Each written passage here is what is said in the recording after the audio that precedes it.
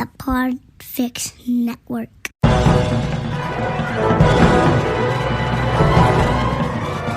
Hello and welcome to episode 242 of the Filmmakers Podcast. This is a podcast where we talk filmmaking, from indie film to studio films and everything in between. How to get them made, how to make them, and how to try not to F it up, in our very, very humble opinion. I am Giles Alderson. I'm Tobias Fees, the editor of the Filmmakers Podcast. I'm honored to step in for Giles, who's currently on set shooting 3-Day Millionaire.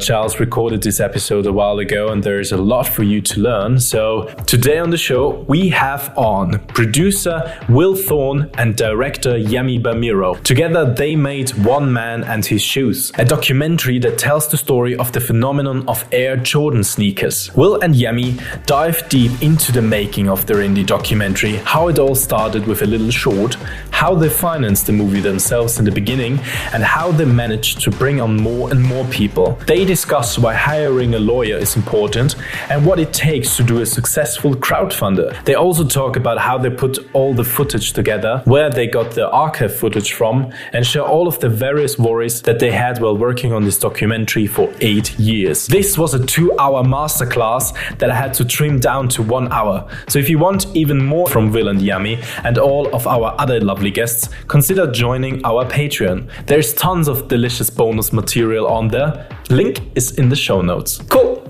So that's what I sound like. I hope you all enjoy the phenomenal editing work on this podcast. It was nice to meet you, but now, without any further ado, please enjoy this week's episode with Will Thorne and Yemi Bamiro. So how are we, boys? We all right? We good? We feel good? We're good. We're good. Yeah, very good. Yeah. Excellent. Thank you so much for joining us on this week's Filmmakers Podcast. Honestly, it's amazing to have you both on. Obviously, between you made One Man and His Shoes, the amazing documentary, and I loved it when I saw it recently. I think it was on Sky.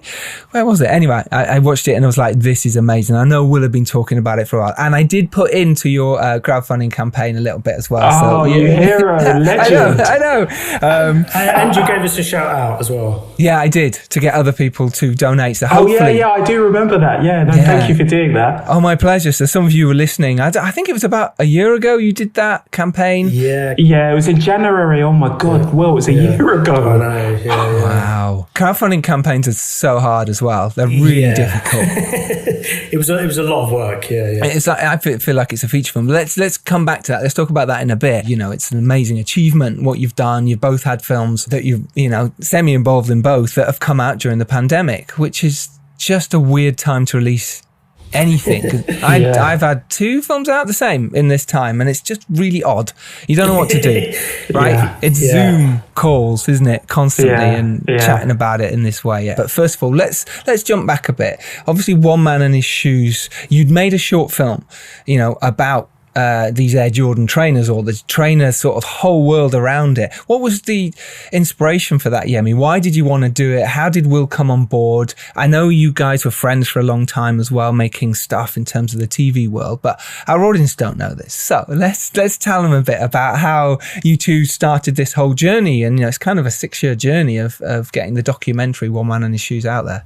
Okay, so I can jump back to 2012 because that's when I started thinking about the film. It's a really good year, that 2012. So I started thinking about this film in November 2012, which was maybe about 5 months before my 30th birthday. And the reason why it's so vivid is because, I love film. I love reading about directors, and it always resonated with me that, some of my favorite directors had always made films by the time that they were 30. And it was this milestone sort of like age. And I thought I'd always had ambitions to sort of like make a long form film. So that's when I started thinking about it. And then I just started thinking about this idea of like Nike and sort of like the fascination that people have with Jordans and how come I've never seen that story. And that's where it sort of started.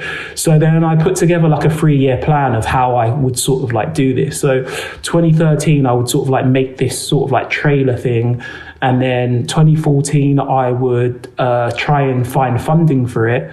And then 2015, I would make the film. 2015, I would make the film. So that was my 3-year plan. Okay. And obviously, I'm out by like 5 years, basically, because the film came out in 2020. But like, that's basically where it sort of happened. So the short film was just the reaction to me wanting to sort of like show something. I didn't want to like be running around town with like a treatment and nothing to sort of like show people. I knew the importance of actually having sort of like some sort of like long form trailer or teaser. So then, that's where the sort of like the short film came along, and it was like maybe 7 minutes long. And in relation to me and Will, I think, we had worked together at an independent production company called Lemonade Money, and I think we met in like 2009 or 2010. And I remember, like, as soon as I met him, we just hit it off. We started talking about film, and I just, it was really organic. We're kind of like similar in terms of like our love of independent film and directors, and we're just like film buffs. And I remember we met one day in Kennington in a park. I basically said, I've got this trailer. A couple of cans of cider. Yeah. White lightning. I know, yeah. So we met in this park, and I was like, man, I've been trying to sort of like shot this trailer around town. Like, it's this 7-minute film. I want it to be a feature. No one's really, I'm not getting any traction. And he was like, I'll help you make it. And that was pretty much it. And then like we sort of like embarked on this madcap, journey, and that's how One Man in His Shoes sort of came to fruition. I'm sort of like leaving out a part where Will, introduced me to Michael Marden, who's another one of the producers and the editor. Indeed. Will can talk to you about his relationship with Michael, but Michael is basically an extension of Will. He's like another sort of like film buff, like, I think he's got a master's in film, and like he just loves film, and he'd always wanted to make a feature as well. So I think Will sold him the idea, and he was crazy enough to get involved. And then like we just kind of like embarked on this like 6 to 7 year journey just making this film. Isn't that amazing? And it is all about finding the right collaborators. Whatever 100%. You're trying to make, you find the right people. 6-7 years, you're still friends. That says you've done a good job regardless of everything else. This film wouldn't exist without those two. You're only as good as your collaborators, and they kind of like at times had more passion for this project than me, because it's really hard making an independent doc, like no one's, the rejection and the sucker punches are like, you've got to have thick skin. And I kind of feel that, we were a great team, and we sort of like managed to bring this home. So amazing. Will, can you remember that meeting on the bench? Yeah. Was it similar? The funny thing is even when he was making a short film, I think I was lending him a microphone or a lens or whatever. Like I knew, what he was up to, and we'd meet and watch movies. And I think the point it was like, even when he told me about it very early on, I was just like, has anyone else done this before? And he's like, no. It's like, this just seems nailed on. So I just kind of thought, just when time goes by and he's like, I've been shopping it around, I'm not getting anywhere. I just couldn't believe it, because I was just thinking, but this is nailed on, isn't it? Surely. And you kind of got this cool little short that you've made, and like, had a bit of a track record. So you're just like, okay, well, look, let's do it kind of thing. But we actually roped in Michael, because when me and Yemi it was like, come on, let's expand this a bit. And then we sort of, Yemi went off to the US and filmed some more interviews, and then we wanted someone to basically kind of take some of the short film and then, just kind of cut something that was a bit more rounded, had a few more kind of threads in it, I suppose. And Yemi's guy wasn't really around, and I was like, well, I know a guy, So I think I met him in a pub.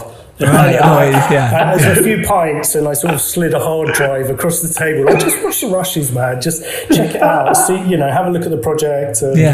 I sort of catfished him a little bit, but he was a big Jordan fan as well. That's the thing. So I knew he was into Jordans, so he would get it, and he did get it, and had the same kind of, this is just nailed on idea, isn't it? So and I think that's really important, isn't it, to like you say, find the right collaborators, but find the right idea that will appeal to other like-minded creatives who go, that is actually a really good idea.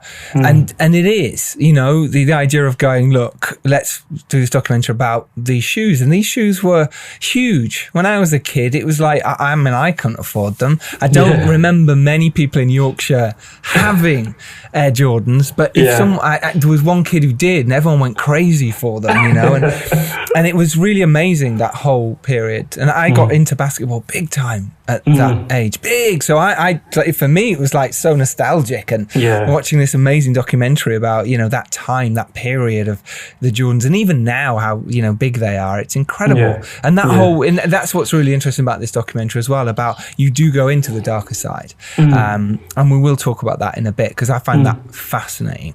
So now you've made your short, you've got your team together, you, Will, Michael.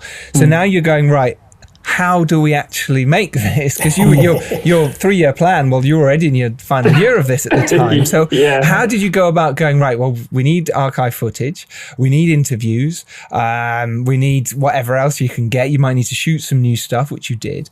Talk me through the process of that. And did you have a story arc of what you wanted to tell? I guess we always knew that the power rested with us. In 2015, we weren't gunning for super high profile contributors. It was just people that had the authority to speak on the subject matter. Right. And then it just became a case of getting to America. So, you know, we all sort of like chipped in and put our money where our mouths were, and just kind of like went back and forth to America. So you guys put your own money in at that point? It was you didn't have any funding bodies, you didn't have any, at that point you hadn't done the crowdfunding, it was just you guys going, let's put some money in. Yeah, we self-funded it for a while, because we, you know, like I said, the access was on us. Like, you know, we knew that we could sort of like reach out to people and arrange interviews and sort of like go back and forth to America. The only issue was just getting there. So we were like, you know, I think we were trying to get money, but just were, you know, as you know, it's super competitive and we didn't really get anywhere. So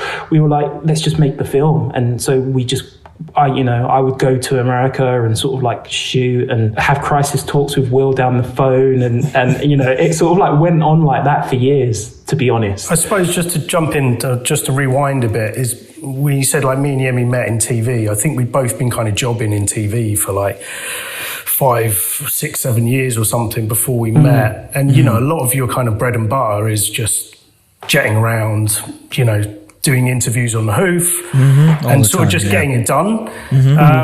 So I think, and that's kind of another reason I came on board, is because, you know, I looked at what Yemi was doing. He was already kind of doing it with his short film. It was a case of like, you know, we just need to kind of hose down some interviews, right? This is kind of, you know, it's what we do.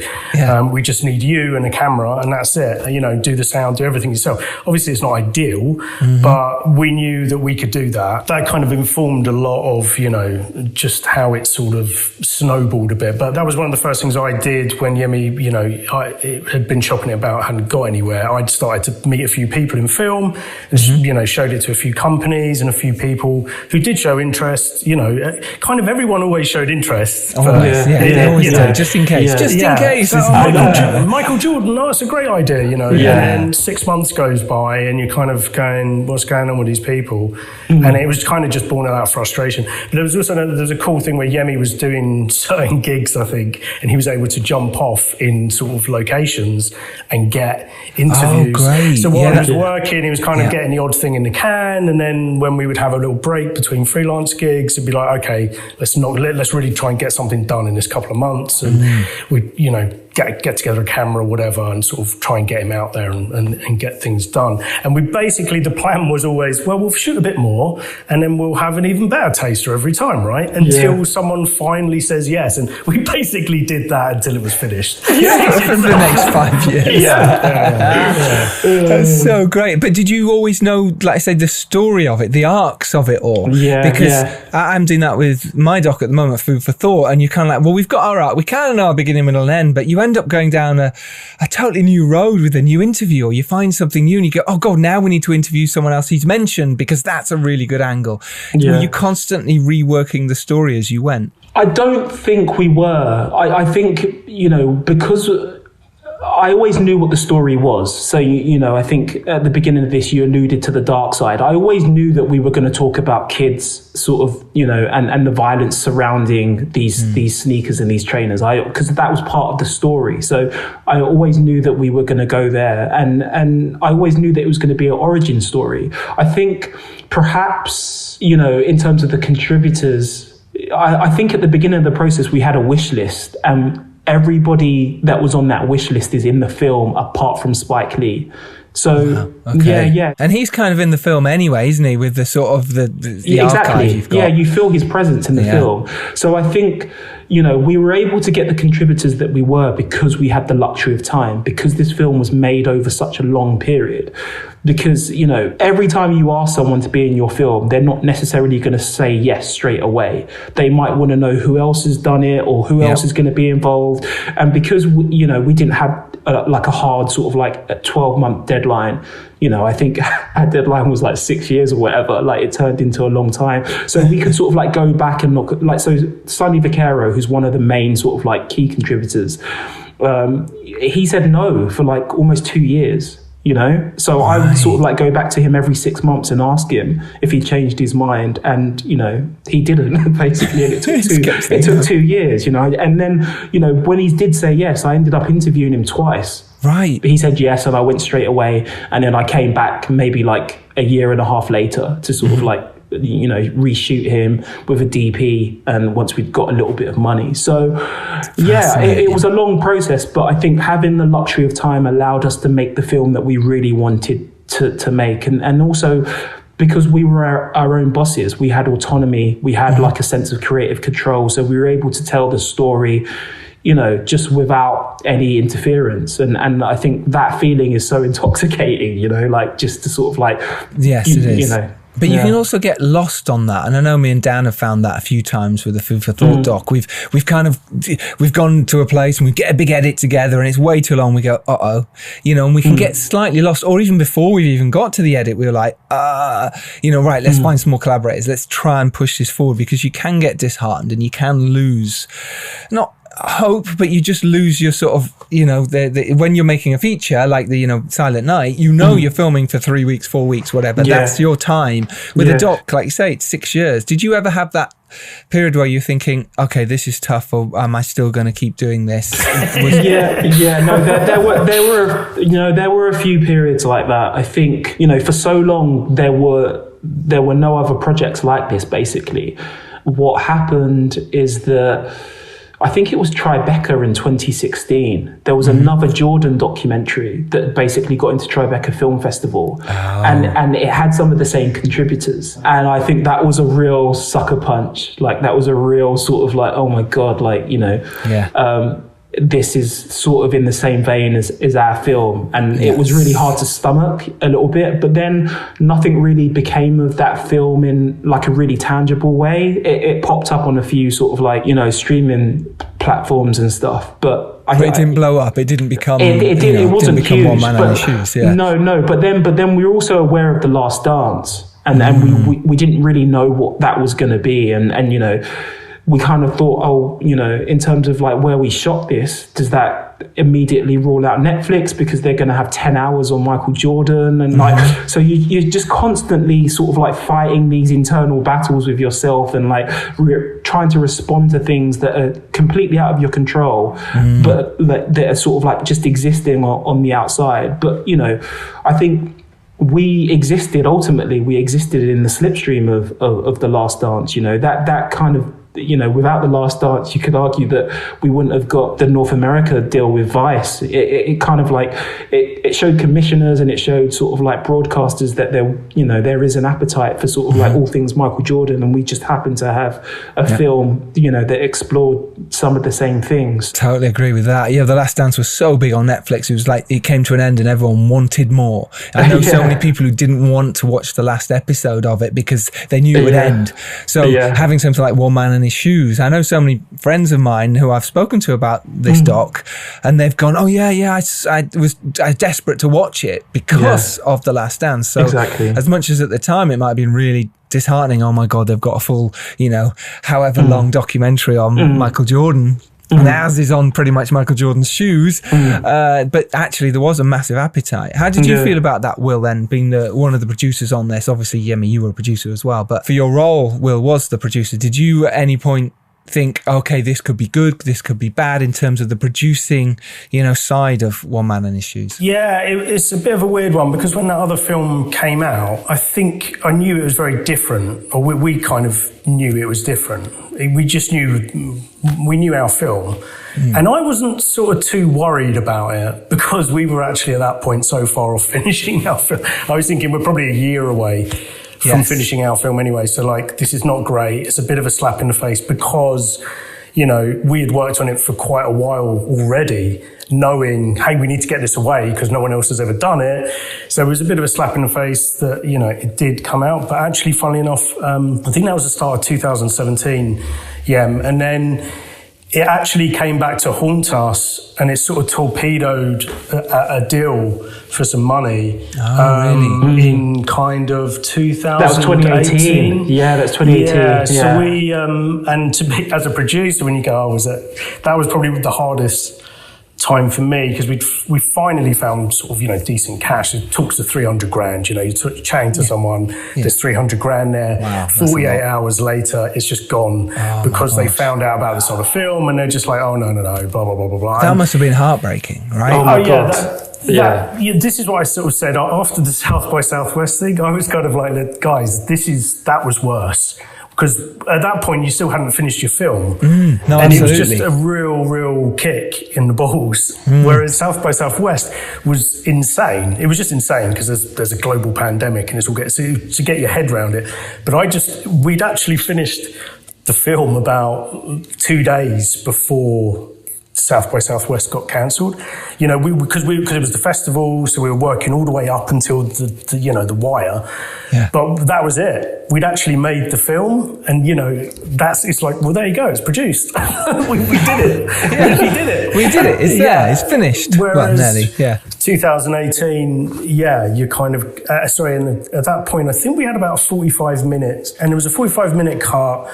But we actually only needed another handful of interviews. To fit in the gaps. Pushed it. Yeah, we knew the rest of it. Or Yemi and Marty, they kind of knew how to finish it off. We just didn't quite have, another couple of weeks worth of shooting in the US under our belt, plus all the edit time that then needs to go into that. So we were just so close, and we just needed that sort of final bit of, a big chunk of money. Let's just get this thing done. Chunk. Yeah. That was tough. And I actually had to sit with the guys and go, do we need to draft in another producer? Because it's the first feature I'd ever made, and it's kind of like, well, do we need to box clever here? If just get someone in and get this thing done. And we sort of rallied a bit, and, went back to some people that we'd sort of already been chatting to. And we sort of got back on the horse a bit. I'm glad you did. Sorry, no, that's it. We met a guy. We met a guy on a park bench. Through Yemi's antenatal classes, I think. Wow, really? Yeah. It's funny how you can meet people, isn't it?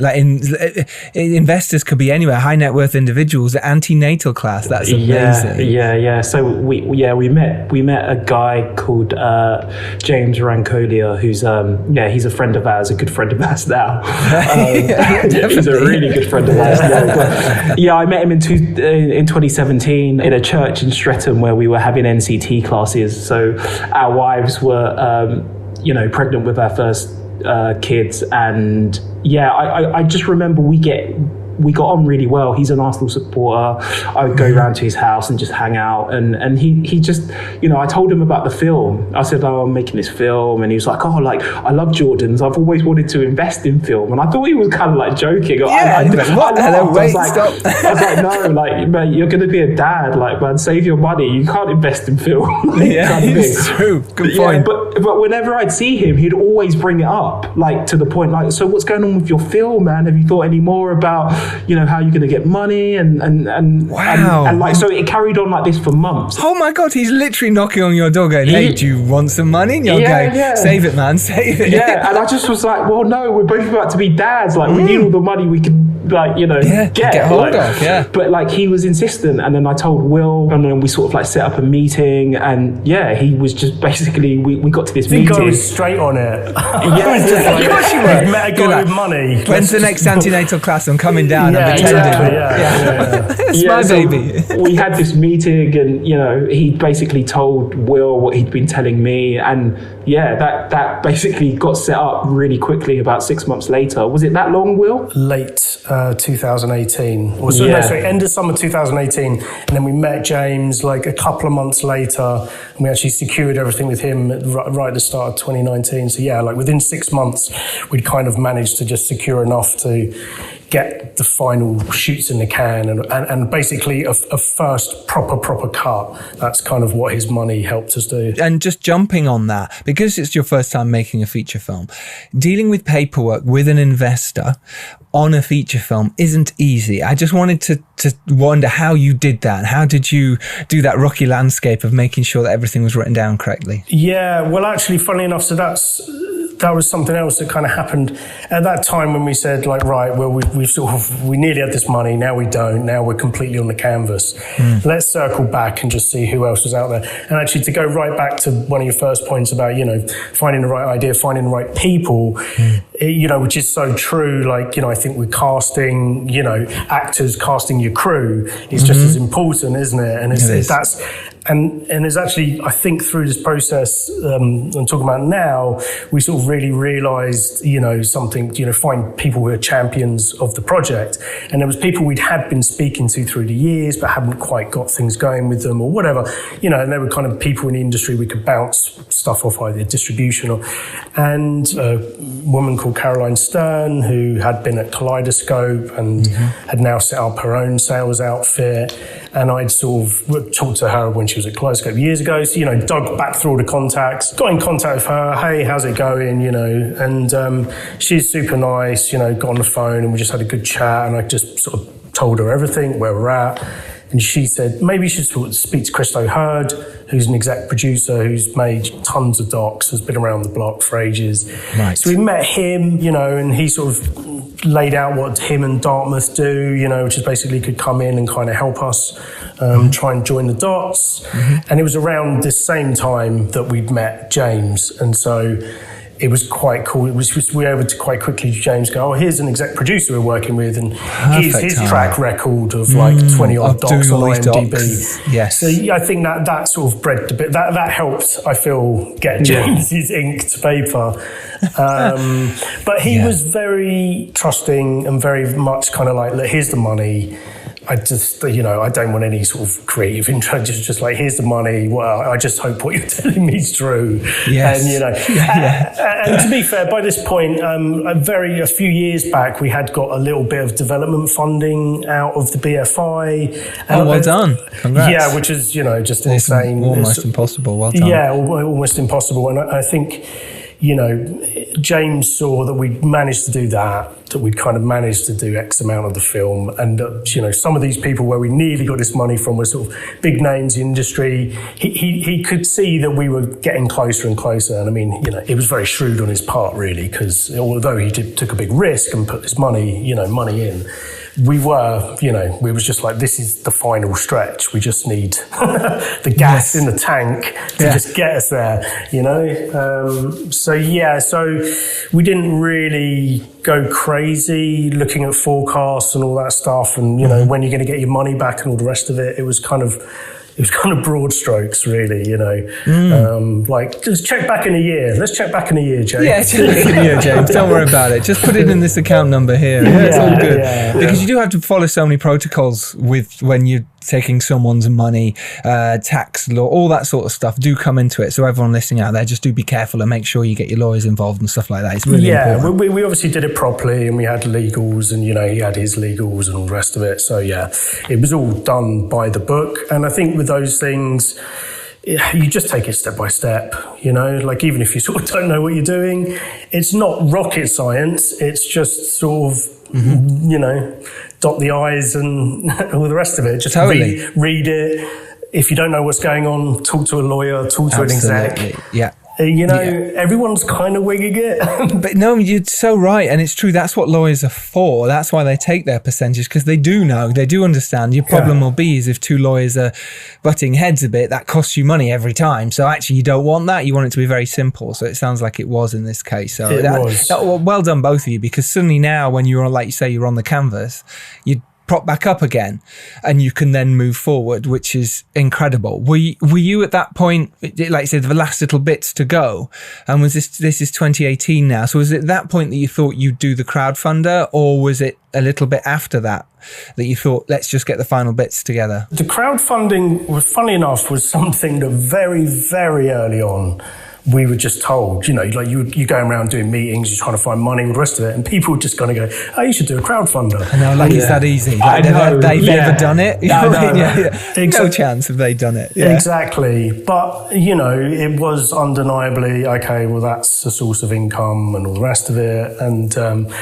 I won't go the full into it, but very early on, it was something that we were looking at, and it was like, we might have to do this sooner or later because, if it's there and it's money. And so we actually put a lot of sort of time and effort into that. And then we we kept sort of having, different routes. So we sort of follow it. And then really, once we got to the end, I'm trying to get my head back around. So 2019, we finished the film, and then we get it into South by Southwest, but we still haven't paid for any of the archive. We still haven't, That's most of our yes. films, it's there and it's cut, and it's got a soundtrack with James Brown in it. And good luck with that one. Just this ridiculous cut of the film. All your archive has got big branding across it. Yeah. You can't all use of this. that. Getty.com. Yeah. Others available.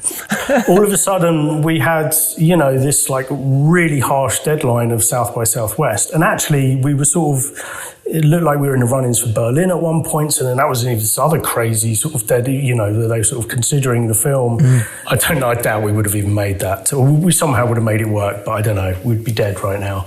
But, so we had this hard deadline, and come January, I think before that in December, knowing, hey, in 3 months we've got to be at South by Southwest and we've still got to raise, an insane amount of money. It's like, okay, we need to throw everything at it. And that's when, so through sort of January we set it up, and then February did it. And it's 2 months work, man. It's 2 months. And the nuts thing was we were finishing the film, and then we were prepping for everything for South by Southwest, and then I was doing this crowdfunding thing at the same time. So I was basically in production. I remember speaking to Yemi one day, and it's I had these sort of Colombians that live locally that were filming me, and I was doing my video. I was writing the script for a crowdfunding video, so you kind of, I was in production. I had to basically make a short film, and then I edited it myself. Yep. Oh, it was a nightmare. Yeah, it was a nightmare. Crowdfunding, it's really difficult. If you haven't done it, it's really hard. You can't just go get money. You've really got to work so hard to get it. And your video and your platform was fantastic. The way you'd set it up, it was really, really good. That's what made me go, yeah, I'm all over this. This is great. Because we'd met in Cannes, hadn't we, Will? Summer of 28? I think that was 2018. Because 2019 didn't happen. Yeah. So 2018, we'd met playing football at the Cannes special Europe versus the rest of the world football game, which was a lot of fun because it rained. The only day it rained in Cannes, didn't it? Oh, it rained the whole time we were there. I can't remember. Anyway, it was the first year it rained for the football. So we'd met on the bus and had a good chat about it. So as soon as you'd sent me the link, I was like, yeah, absolutely. But it did look brilliant. I remember thinking, this is great. Now, one good thing about a crowdfunder is it makes people aware of your film. So if you do it right, people go, oh, that looks interesting. Suddenly you've got fans, you've got people already invested in your film. Even if they put a $5 in, they know about your film.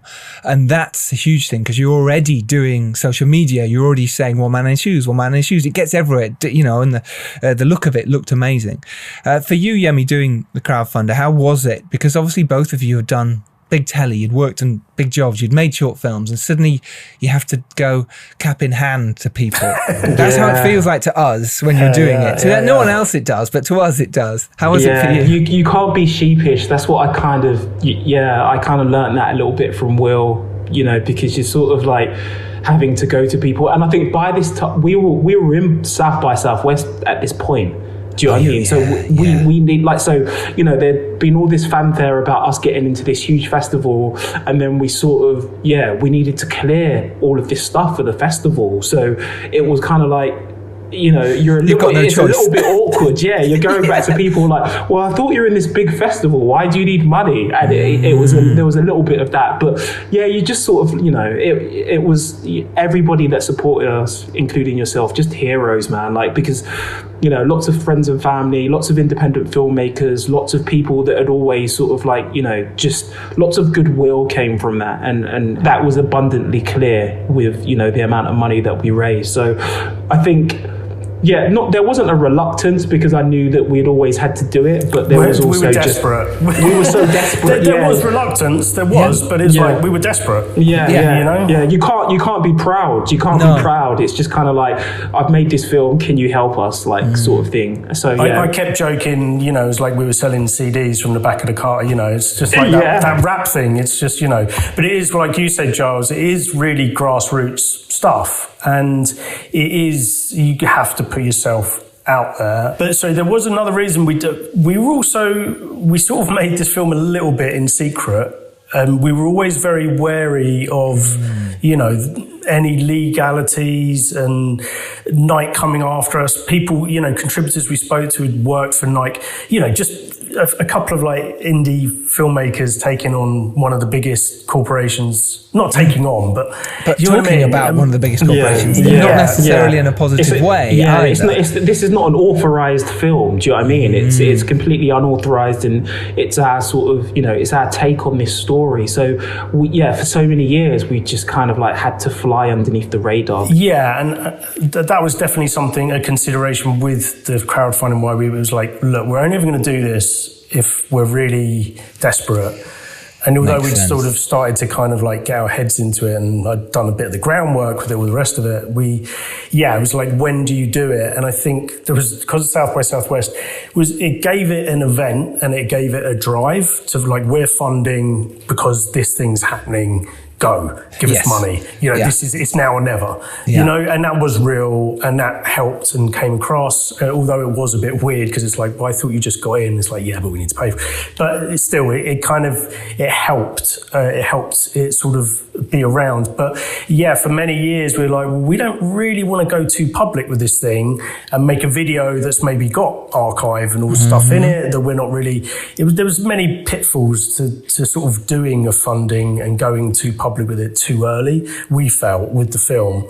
So that was one reason. But I do believe everything you said, Giles, is, I think, so true. And you're finding your audience, and that's sort of number one for any film, really, is like, well, who's going to watch it? And you do a lot of grunt work finding an audience. So I do think crowdfunding is a great thing, even not just for the money, but I think we raised something like 16 grand, which is still like, well, that probably bought us a couple of video clips. I know what you mean. That's a huge amount, isn't it? It wasn't a lot, but actually that is a ton of money, you know, for really is a ton of money, you know, ton of kind of money that's like, right, it's there. You know, it's a couple of months' work while you're kind of plugging along with everything. But, you know. It's a fascinating thing doing a crowdfunder. Like I say, you can build an audience who will be with you forever, which is amazing. But there are so many pitfalls, ups and downs of doing a crowdfunder as well. What was the one thing that you learnt if you God forbid, had to do one again?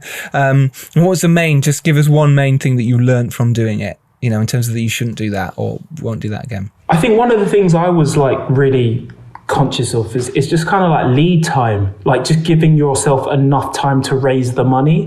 Do you know what I mean? Because I think once you go live with your campaign and like you've got like, I don't know, 40 days or whatever, you're constantly checking it and thinking like, okay, I've got to raise another kind of, you know, 45% of my target, and like, do we have enough time? And then also you don't want to leave it on there. You don't want your sort of lead time to be too long, because then it might lay stagnant and sort of like dormant. So I think that's one of the things that I was aware of. But to be completely honest, like this was Will's baby. Will was completely, he done all the work on this. So I don't know. What do you think, Will? Yeah, no, I think that's probably a good point. It's like anything, like it's all going to take time. It all takes a lot of time. And I just think factoring that in, I suppose there's two things. You find some rich people, always find rich people, basically. That's one thing. Because, when our campaign did well, it's because someone dropped a ton of money. But then the other side of it is, I did a lot of trials for the guys because they were making the film. They were in the edit trying to finish the film for South by Southwest. It's like, this is the most important time for them creatively to be getting it right. And yet it's kind of like, hi guys, I also need you to... Yeah, could you just do a video for me? Could you do this? Yeah. Oh yeah, contact everyone in your phone book. Now, WhatsApp group, every WhatsApp group you're in, like, oh my God, just bombarding people with this shit. And that is interesting. The fact that, like, say when you're editing the movie and you're actually in it and you've got a deadline, there is so much to do. So suddenly to be doing a crowdfunder at the same time, it's like, there's so much to do on a crowdfunder every day. You have to be trying to raise money every single day. Yeah, it was the equivalent of sort of like having a baby and moving house. It was one of those things, like couples sometimes do that. It's just, it was like that. It felt like that. Obviously, it wasn't, but it's just doing two things in sort of like unison, and like massive things, like finishing your first feature film, but then knowing that you can't really finish it without, getting this money. And it's, You mentioned there about, Nike weren't involved. A lot of the other brands you do talk about within the film, obviously they're not involved with stuff, but it's Nike you're talking about massively. So once it had got that, even though South by Southwest didn't happen,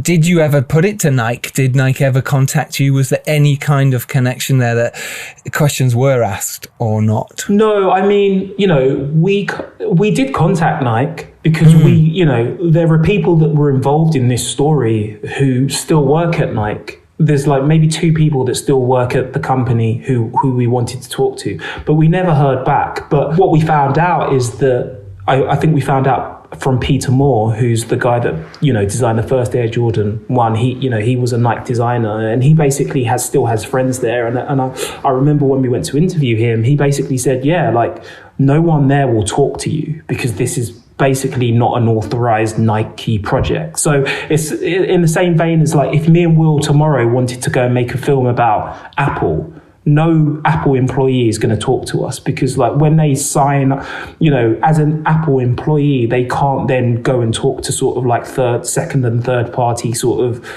companies about the intel or stuff that happens within the realms of Apple. So that kind of gave me a bit of comfort. That was like, okay, cool. Like, they're not even allowed to talk to us anyway. So it's sort of like fine. And this film's sort of like been out in the world. And no one said anything because the film does raise a lot of really important questions. You really do go there about it's, people said it's a very clever marketing technique to have trainers sold out, to have people queuing around the block for anything really is a good marketing technique, they say. But in the case of these trainers, when the kids did get hold of them, we are talking kids here because it was mainly kids that bought them, they did get beat up for the shoes. They did get robbed and mugged on the streets and in some cases got killed. So this is a really important social discussion we're having here about something that is a fashion accessory that is becoming a problem if you wear it. If you couldn't walk around certain areas wearing them because they'd be gone. And then you'd have to carry a knife or a gun. So I love that you talked about it, and I love that was part of it. Like you say, it was always that from the beginning, this social message about the marketing and why they were doing it. And the archive footage that you did get was incredible. It was amazing to watch all those adverts and amazing to watch all those everything in it. It was just like, this is incredible. Did you work hard to get that archive then? Or was it a case of you just had to buy it? That's a question for Will, but I can tell you that the rabbit holes that I went down on YouTube were just spectacular, I would just get lost in just finding this like the most random stuff and then just finding a way of like how we could source it and sort of like pay for it. And, one of the conversations that Michael and I had sort of like, this conversation came quite later on. Like, we wanted this film to feel a little bit like a nostalgia trip. You know, we wanted it to appeal to people that sort of like remember that time and remember those ads, you know, whether it be like the Foot Locker ad from sort of like the late 80s, or everyone remembers the Spike and Mike adverts, or like the McDonald's adverts. It needed to feel sort of like that, like, okay, we're going to transport everybody sort of like back to, you know, the mid 80s and 90s, and how can we do that? Well, like archive, you know. So in terms of clearing that and sort of like doing that dance, that was a 6 year sort of like, you know, battle. Let's go there. Yeah. But the other stuff then, was it just a case of paying for, you know, they have a price on a lot of these archive sites. They have a price. This is how much it costs, depending on if it's a documentary, feature film, or pop promo, and whatever it is. Is that kind of what you did with most of the cases, and then you choose which one you'd pick? Yeah, very much. We still spent a lot of money on archive. We knew as we were going through over the years, okay, we've grabbed this from here. When the time's right, we're going to have to go to this archive provider and, you know, and go, okay, we've got 100 photos, you know, and they're going to go, well, we can do it for this much money. And we go, well, we've got like 10% of that. Yeah, exactly. And they go, okay, well, that's a problem. How about, you know, X amount of money? And you kind of go, okay, let's come back to you. And, we, you know, Yemi and Michael would either go through forensically going, okay, this photo Jordan slam dunking is really expensive. Can we find a cheaper one? If we can't find a cheaper one, can we get rid of it?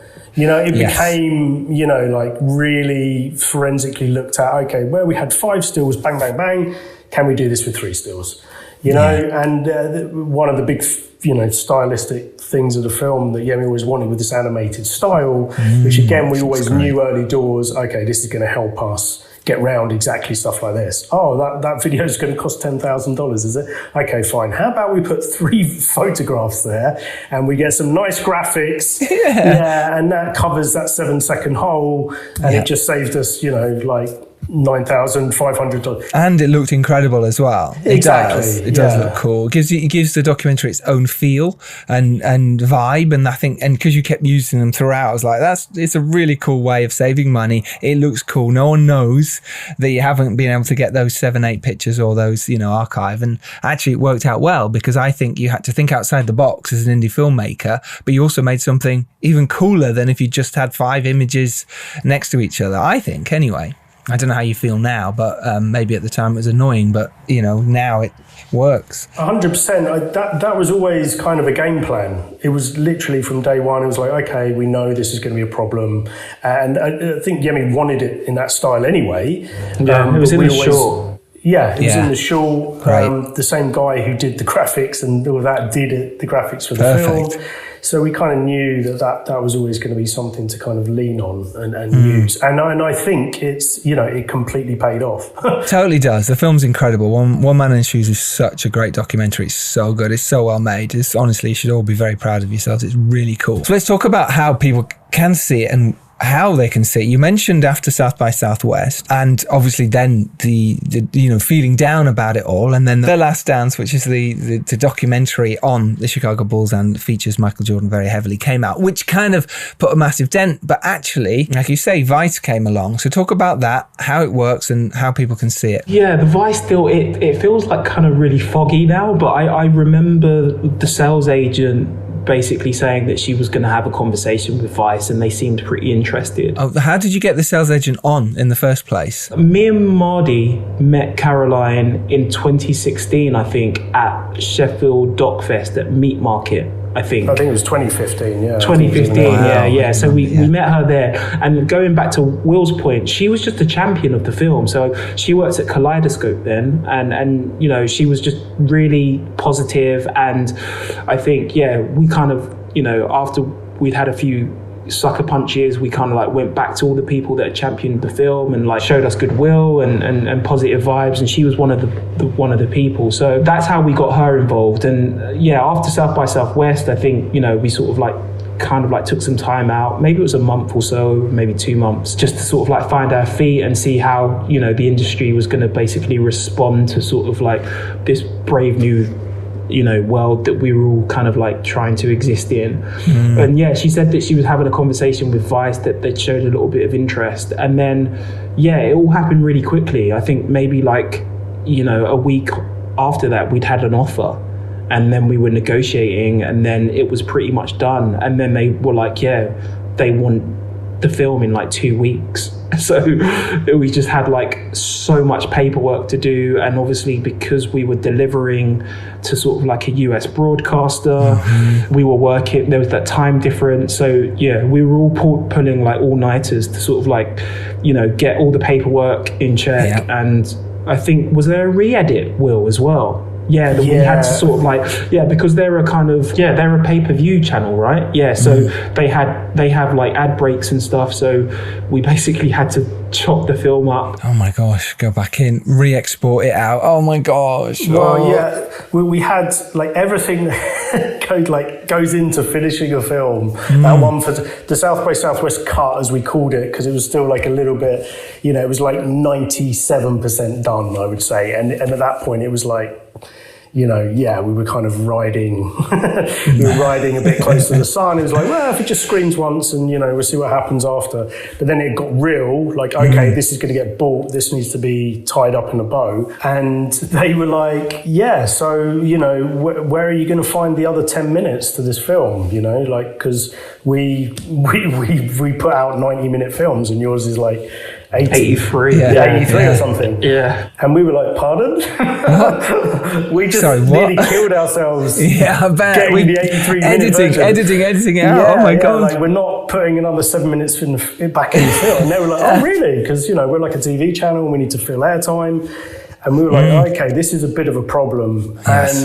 And we had all sort of 11th hour meltdowns of like, no, I think we finished it. And then, they were like, okay, well, this is, it's cable TV in America. It's like 6 parts. We had to like suddenly hack our finished baby into 6 parts, do little bumpers and little kind of like, hey, here was what was happening if you've only just tuned in. We completely butchered our film, but they took it. That sale helped us to kind of pay for the archive and like finish it and tie it all up in a bow.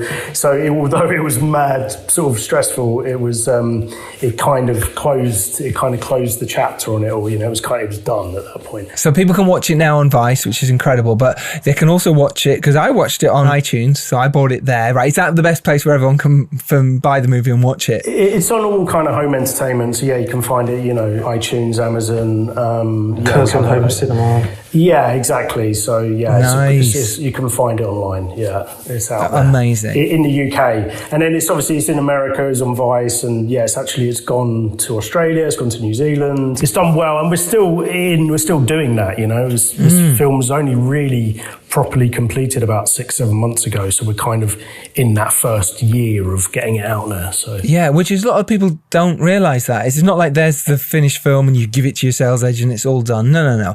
With each territory, there's a different QC to do, or you've got to do subtitles for Russia, or you've got to do a different QC for Sweden. It doesn't stop. People think, there's the movie. No. Or they'll just send you a list. Or could you do another, whatever it is, subtitles for this country, or we need this doing for this. And that costs money otherwise, because otherwise the sales agent will go, well, we'll do it, but it'll be $1,500 off your, whatever you think you might end up earning from this. So you're like, well, we'll do it ourselves. And it's really difficult. So I hear where you're at. It's a funny place, but honestly, well done on the film. It's brilliant. One Man in His Shoes. Go watch it. Even if you're not into sports or basketball shoes, it's just really well made. It'll show you how to make an indie film on literally nothing to begin with, and their own hard work, sweat, and own money, and then built up. So it's a really inspiring, brilliant story. Really well done. Thanks a lot, Giles. Thank you so much, man. Thanks for supporting and doing the shouts out on Greenlit and. Pleasure. And I'm sure there's some people who listen to this podcast who did actually support, so it's really, really cool. So thank you to you as well. Where can people find the film online? Have you got its own Twitter handle or anything like that? Facebook page, people can go find it? Yeah, you can find the film on Instagram at One Man in His Shoes. And all the links are there for where you can see it. Perfect. What I'll do is I'll copy those and I'll put them in the show notes for everyone, so you will be able to go straight to it. And do go support, do follow. Even if nothing else, go give them a lovely like and retweet the links that we put it out here because someone else might really like to watch this doc. So spread the word as far as you can. Where can our followers follow you guys? Will, you've got your socials, Breakham Films, right? I think the best one is at Breakham Films on Twitter, at Breakham Films on Instagram is probably, and Facebook, all of them. It's pretty... Luckily, no one else has Breakham Films. Which is great. Surprised me, it's a clean sweep, yeah. Yeah, congratulations, you win. Yeah. Yemi? It's just that Yemi Bamiro on Instagram and Twitter as well. Perfect. Again, I'll put the links in the show notes. Do follow the guys. It's an incredible story. Well done. You can follow me at Giles Alderson. You can follow the podcast at Filmmakers Pod or the Filmmakers Podcast on Instagram, at Filmmakers Pod with Twitter, obviously. We are on Facebook as well, so do come follow us. And if you like this, tell your friends. Help us grow. That's the whole point of this podcast, so we can help other filmmakers as well rise up and become amazing independent filmmakers, as Yemi and Will are. And if you are lucky enough to rise up and do well, it is your duty to send the elevator back down. We will see you next Tuesday, as always, for another informative, installing adventure on the Filmmakers Podcast. But for now, I've been Giles Alderson. Thank you very much. Will, take care, buddy. Thank you. Yemi, thank you, buddy. Thanks, man. Thank you for having us. Pleasure. Take care, everyone. Stay safe. Go make your indie films. Bye-bye.